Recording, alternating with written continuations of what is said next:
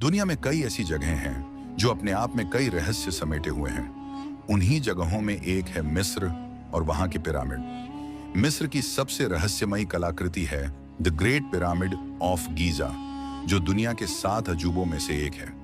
वैसे तो यहाँ के पिरामिडों का इतिहास 4000 साल पुराना बताया जाता है, लेकिन आज भी इन पिरामिडों से जुड़े कई रहस्य हैं जिनके बारे में सही जानकारी किसी को भी नहीं है। बताया जाता है कि गीजा का महान पिरामिड 2560 ईसा पूर्व में बनवाया गया था। इसे कूफू पिरामिड के नाम से भी जाना जाता है। इस पिरामिड को प्राचीन मिस्र के राजा कूफू के शव के संरक्षण के लिए बनाया गया था।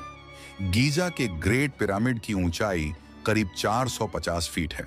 वहीं इस पिरामिड का जो नीचे का भाग है वो 13 एकड़ में फैला हुआ है, जो लगभग 16 फुटबॉल के मैदान जितना बड़ा है। इस पिरामिड को बनाने में 23 लाख पत्थर ब्लॉक्स का इस्तेमाल किया गया था, जिनका वजन करीब 5 अरब 21 करोड़ किलोग्राम है। इन पत्थरों में लाइमस्टोन और ग्रेनाइट शामिल हैं। इस पिरामिड को बनाने में इस्तेमाल किए गए पत्थरों का वजन 2 टन से लेकर 30 टन और कुछ पत्थरों का वजन तो 45,000 किलो तक है।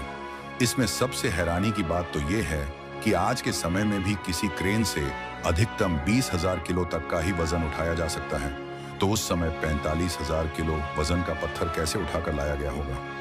गीजा के ग्रेट पिरामिड में कुल कितने तहखाने हैं, इसके बारे में तो कोई नहीं जानता, लेकिन अभी तक के शोध के मुताबिक इसमें 3 तहखाने मिले हैं: आधार तहखाना, राजा का तहखाना और रानी का तहखाना।